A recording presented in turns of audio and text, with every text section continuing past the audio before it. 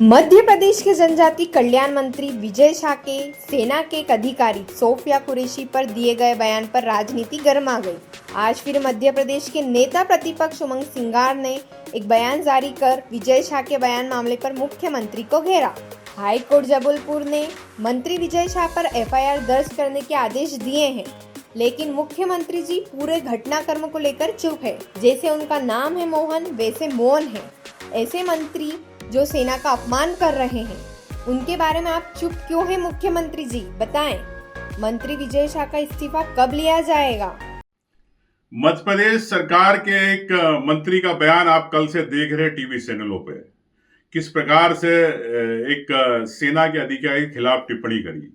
इन्होंने पहले भी एक शिवराज सिंह जी की पत्नी के खिलाफ टिप्पणी करी थी। सरकार में इनको इस्तीफा देना पड़ा था कुछ समय के लिए, और मुख्यमंत्री जी पूरे घटनाक्रम को लेके चुप है।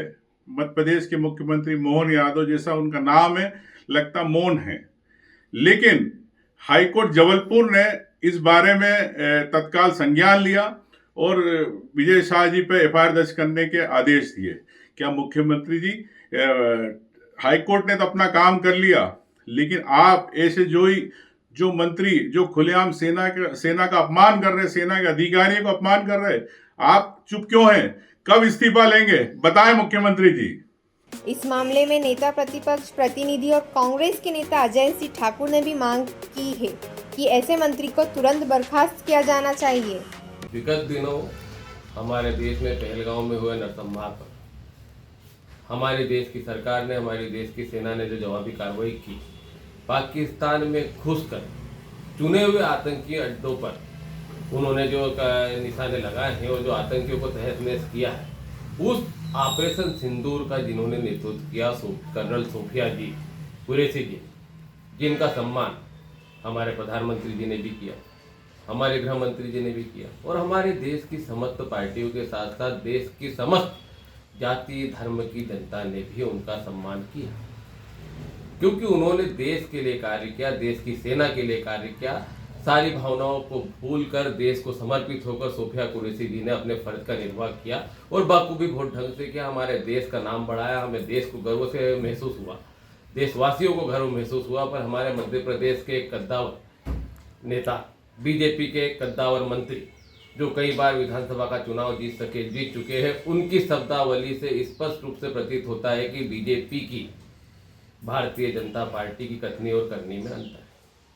उन्होंने हमारी कर्नल सोफिया कुरैशी जी पर बहुत ही अभद्र टिप्पणी की, जिसे यहाँ बोलना भी उचित नहीं समझाया जा सकता।